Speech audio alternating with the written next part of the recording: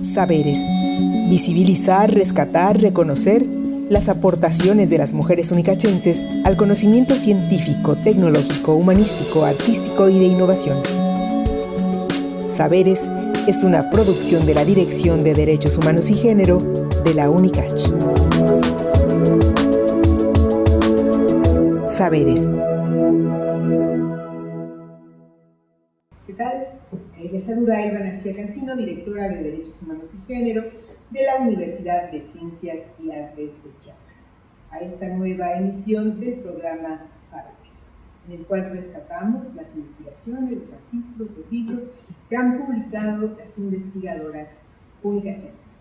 En esta ocasión tenemos como invitada a la doctora Claudia Adelaida Gil Corredor. Ella es profesora e investigadora de tiempo completo de la Facultad de Artes en la Universidad de Ciencias y Artes de Chiapas, doctora en Historia del Arte, maestra en Artes Plásticas y Visuales, investigadora en áreas relacionadas con las prácticas artísticas ancestrales de los pueblos originarios de México y sus formas de resistencia a partir del arte barroco, miembro integrante del Sistema Nacional de Investigadores, Sistema Nacional de Investigadoras, también debería llamarse, ¿no? Desde ahí está. Investigadora honorífica del Estado de Chiapas. Muy bienvenida a esta nueva emisión del programa Saberes. Tenemos un artículo maravilloso, realmente lo he disfrutado muchísimo. Se llama Cultura Barroca en Latinoamérica, caso devocional de Chiapas, México, que fue publicado recientemente en la revista Contextualización Latinoamericana de la Universidad de Guadalajara. Y en este nos ubicamos en el siglo XVII, exactamente en el siglo XVII. Un periodo de profundas transformaciones y procesos de reconstrucción, la decadencia del Imperio Español, siglo de hambrunas, de epidemias, de pestes, empobrecimiento masivo. En las ciencias destacaba Galileo, Newton, en las artes, la ópera, Vivaldi, en la literatura, Shakespeare, Quevedo, Góngora, Cervantes, en la pintura, Velázquez. Riqueza ornamental, teatralidad, espectacularidad en la arquitectura, la Catedral de la Ciudad de México, por ejemplo, la Catedral de San Cristóbal de las Casas, que tiene elementos barrocos, la Iglesia de Santo Domingo, varias iglesias en el estado de Puebla, ¿verdad? También. Y el tema que aborda la doctora Adelaida es la cultura barroca en América Latina. Usted habla en su texto del arte como un instrumento para trasladar la cultura barroca y del arte barroco como una práctica discursiva de orden político ligado a la contrarreforma. ¿Cuál es el papel político de este movimiento barroco en ese contexto histórico que estamos planteando? Gracias por esta introducción. Bueno, el arte barroco, para este contexto, para este estudio, se asume sobre todo como una cultura, como un concepto de época, antes que un estilo artístico con ciertas características. Se asume como toda una concepción de un momento histórico, principalmente en el siglo XVII, en Europa, marcado fuertemente por una tendencia artística. Un arte que se caracterizó por inundar todos los espacios de estas sociedades.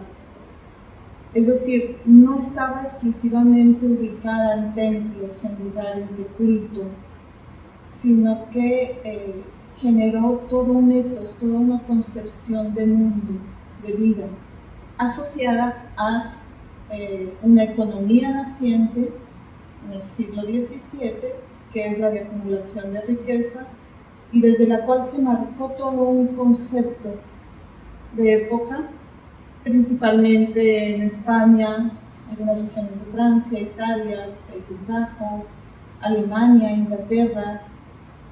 Y bueno, como concepto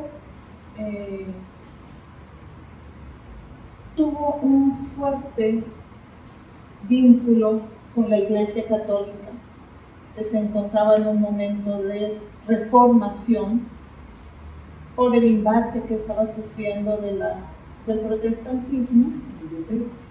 Martín Lutero, ahí estaba. Entonces,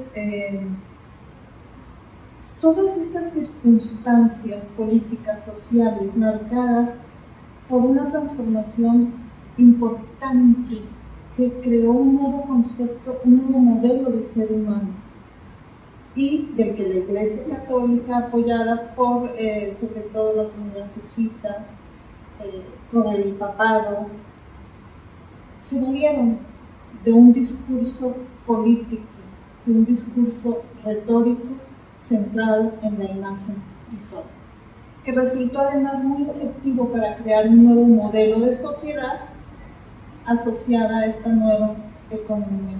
Digamos que esos son los rasgos generales, las características generales, y algo que me interesa mucho es cómo esta cultura se trasladó a las colonias de América, creando también una cultura barroca con rasgos particulares y de los que todavía tenemos mucho.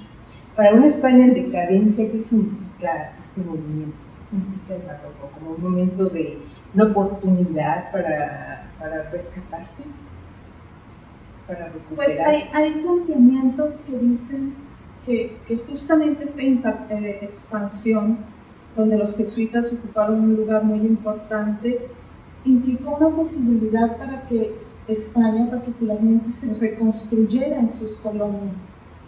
Estaba viviendo unas profundas crisis, guerras, epidemias, había un gran empobrecimiento, la población se estaba trasladando a zonas urbanas, la economía mercantil se estaba acelerando de una manera fuerte.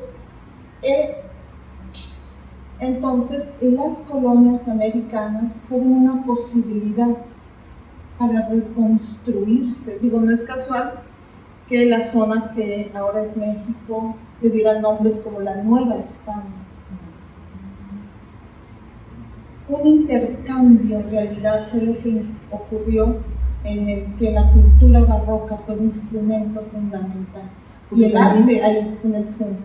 También las colonias estaban en ese momento posterior a la conquista, recuperándose también, doliéndose, aún ensangrentada después de ese periodo. Sí, una conquista sangrienta. También estaban en posibilidad de desaparecer. Entonces, este encuentro violento, brutal, finalmente se convirtió, y es la perspectiva que se asume desde esta investigación, es que fue una posibilidad para que tanto España como los pueblos originarios de América Latina se reconstruyeran, y el instrumento fue el arte barroco. ¿Cómo se dio esa manifestación en América en particular, el arte barroco en las colonias? ¿De qué manera se expresó? Pues llega de España como todo un discurso evangelizador, con un carácter didáctico muy fuerte. Y bueno, para ser concreta, las imágenes, por ejemplo, de pinturas, de esculturas, tienen una característica muy particular, y es que se expanden en el espacio, es decir, no son representaciones artísticas visuales que se cierran en sí mismas, sino que se proyectan en el espacio mismo del espectador, de quien ve la obra, a tal grado, y por eso es didáctica, que promueve un cierto tipo de conductas. Y por eso estas imágenes tienen este carácter tan conmovedor, tan dramático, tan exageradamente doliente, porque estaba buscando conmover los sentidos. Y en la medida que los conmovía, los persuadía y creaba, instauraba todo el discurso de contrarreforma venido de Europa. Aquí dice en su texto, el arte barroco llegó a ser más que un estilo pictórico, escultórico, arquitectónico o literario para pasar a ser una práctica discursiva de orden político ligado a la Contrarreforma, a la monarquía y a la aristocracia europea. A partir de un profundo realismo con contenidos sugerentes, se realizaban imágenes que resultaron de gran utilidad en la propagación de los valores de evangelización defendidos por la Iglesia Católica a partir de 1563, después del Concilio de Trento. ¿Cómo se utilizó el arte barroco para la evangelización en las colonias? Promovían las escenas de fe. Era un medio para difundirlas, para educar en la fe. Antes que leer la Biblia, todos estos espacios que no se limitaban a lo bidimensional, a la pintura, sino que se extendían a la escultura y desde la escultura a la arquitectura y desde la arquitectura al urbanismo, creaban conductas en los sujetos. Esa era la manera, es una serie de disciplinas artísticas desplegándose para convertirse en un modelo de vida, en un modelo de sociedad. En este caso, una sociedad sacralizada.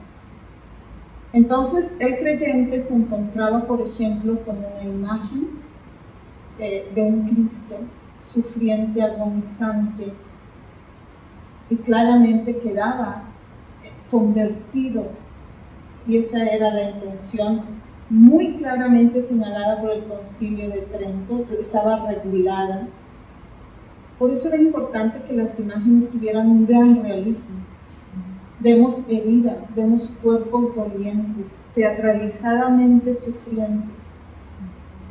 Te conmueves realmente al ver estas imágenes.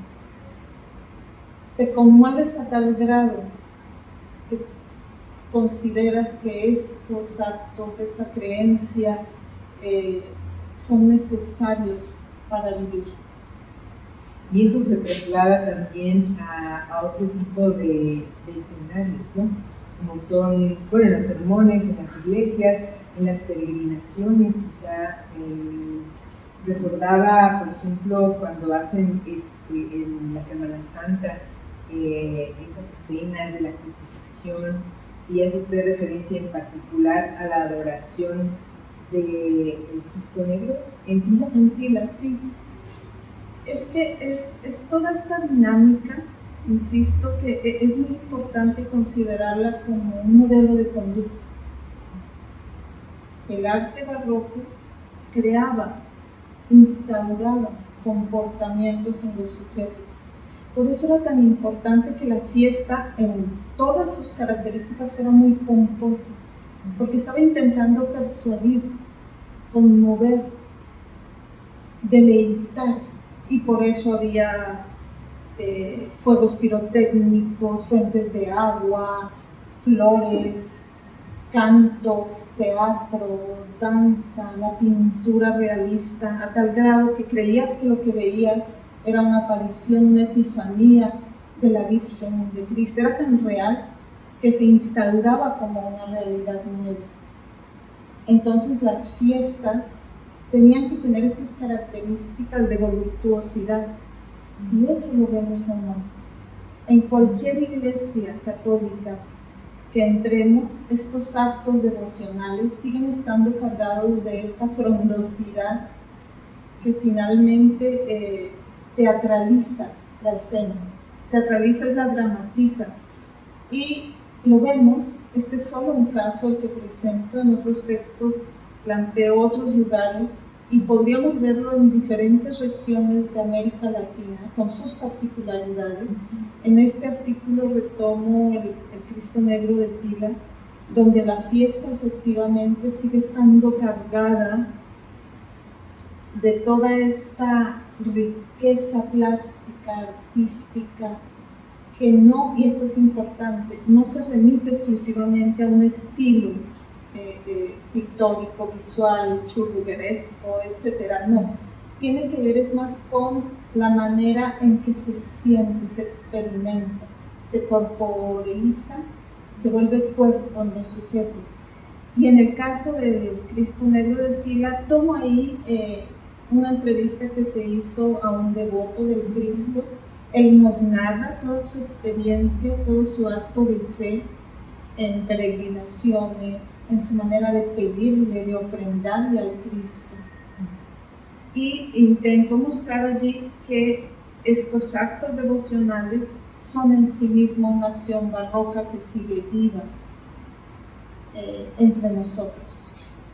Y por lo que recuerdo también comenta usted o narra usted cómo ahí se adoraba antes también a una vida en la época de cosechas o para desear que hubiera lluvias, y hubo ese sincretismo, ¿no? Que seguían adorando a esa deidad de los mayas y se trasladó a esta nueva imagen que fue impuesta también por el catolicismo o por las personas que llegaron. Sí, eso es lo curioso, lo interesante, y por eso este primer punto del que hablábamos de cómo España se reinventó en América, al mismo tiempo que América se reinventó después de una sangrienta conquista. Y antes que tomar y repetir el modelo venido de Europa, se volvió en sí mismo un instrumento para reinventarse. El arte barroco permitió que los pueblos originarios construyeran una identidad nueva, mestiza, que es lo que somos ahora, y que tiene claramente rasgos europeos, y por eso las prácticas ancestrales se integraron. Yo pensaría que más que una mezcla fue una nueva cultura propia, y que sigue siendo parte de la manera en que pensamos, sentimos y actuamos actualmente. Y finalmente algo que considero importante es que se ha convertido en una estética para la vida. Los latinoamericanos tenemos una estética en el vivir de origen barroco, donde dramatizamos, somos pomposos, alegres, festivos, pero también somos dolientes. También somos muy creyentes, somos profundos devotos, y además tenemos una narrativa de nuestro propio vivir muy confusa, muy barroca. Ahí está el barroco, en nuestras maneras de vivir como latinoamericanos. ¿Qué otras expresiones vienen a la memoria? Tenemos el Cristo negro de Tila, y nos comentaba que también había hecho otros trabajos en donde ejemplificaba. Es muy emocionante, porque a donde vayas en México, a donde vayas en América Latina, esto está presente, insisto, con rasgos muy particulares.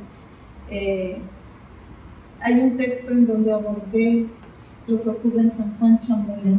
Es un claro ejemplo de este barroco latinoamericano, local. Es como un microrrelato de un catolicismo propio que nos permitió reinventarnos y seguir siendo latinoamericanos cuando estábamos a punto de desaparecer después de la conquista. Otro ejemplo, bueno, son tantos. En Puebla está muy vivo. Insisto, en cada rincón a donde uno vaya, ahí hay una escena barroca, tanto en la iglesia, como escultura, como pintura, como arquitectura, como en el comportamiento de las personas. Estuve en San Luis Potosí, estas procesiones, y es muy interesante ver las particularidades. En algunos lados hay plumas, en algunos lados hay más flores, en algunos lados las celebraciones tienen variantes, pero digamos que en esencia es muy común. Por ejemplo, en Colombia esto también está muy fuerte. El barroco, yo pienso, por ejemplo, que en lugares como Sudamérica, y digo, esto es una hipótesis, no es algo que pueda afirmar con seguridad, es mucho más pesimista, si se quiere, más sufrido, a diferencia de el que se observa en México, que es mucho más festivo, si se quiere, más alegre.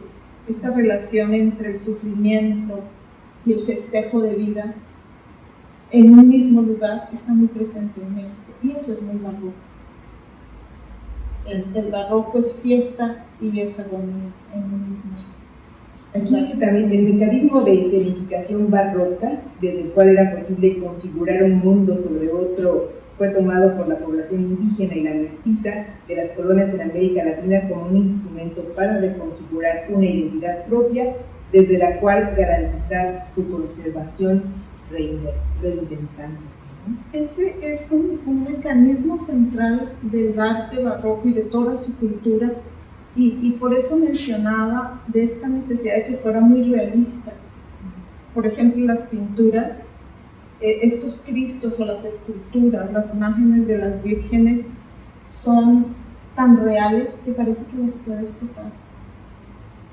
Sus lágrimas se escurren, las heridas parecen abiertas, es algo que es tan real que se vuelve una nueva realidad, tan real que invade la realidad y se transforma en una nueva. Ese es un mecanismo barroco, lo explican diferentes autores, autoras, en el que la ilusión y la ficción se funden. La escena, la escenificación teatralizada, sea en un cuadro o en cualquier disciplina artística, se funden con la realidad y se convierten en una sola. Esa posibilidad para reconstruir realidades a través de la escenificación, la puesta en escena de un cuadro invade la realidad, de tal manera que se vuelve una realidad nueva, porque el espectador se integra con la escena. Por eso la perspectiva es tan importante, para que el espectador sienta que entra. La descripción que hace usted del cuadro de Velázquez es muy interesante también, donde están los ángeles alados, jóvenes, fuertes, con esta imagen piadosa del niño viendo al Cristo sufriente, con esos claroscuros que se manejan en la época también. Sí, es muy poderosa, ciertamente. Sí, es muy ejemplificante de esto, de este mecanismo barroco regulado por la Iglesia Católica de Contrarreforma. Ponían reglamentos hasta qué inclinación debían tener los rostros, pintados, esculpidos. Y estos comportamientos, esta gesticulación corporal, era imitada por el creyente. Y en los actos devocionales del creyente se repetían estos modelos de conducta. Pues lo vemos ahora con las peregrinaciones de la Virgen de Guadalupe, ¿no? ¿Sí? De rodillas hasta llegar a la iglesia con las rodillas sangrantes, y ese dolor viene también de ahí, ¿verdad? Esa representación que marcada tan fuertemente en esa época y que la seguimos viviendo. Pero es justamente para garantizar la vida. Eso es una esencia barroca.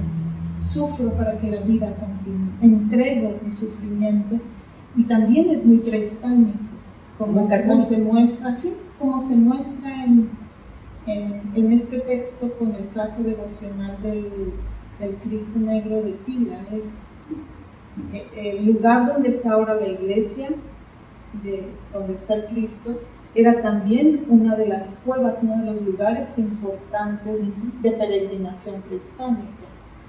Las comunidades misioneras que llegan en su momento integran estas prácticas y le dan un ajuste. Por eso nuevamente esta idea de reinventarse mutuamente. El dolor, el sufrimiento, la culpa para tener vida. Sí. Interesantísimo. Bueno, pues le agradezco muchísimo que haya estado con nosotras aquí en Saberes, una producción de la Dirección de Derechos Humanos y Género de la Universidad de Ciencias y Artes de Chiapas. Nos acompañó en esta emisión la doctora Claudia Adelaida Gil Corredor.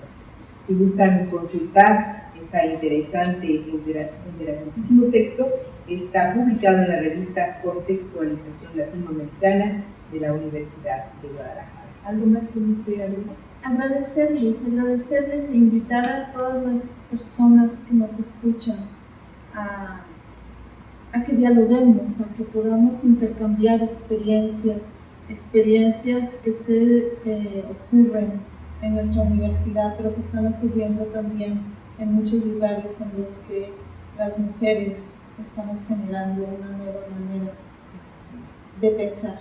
¿Alguna otra investigación que tenga en puerta?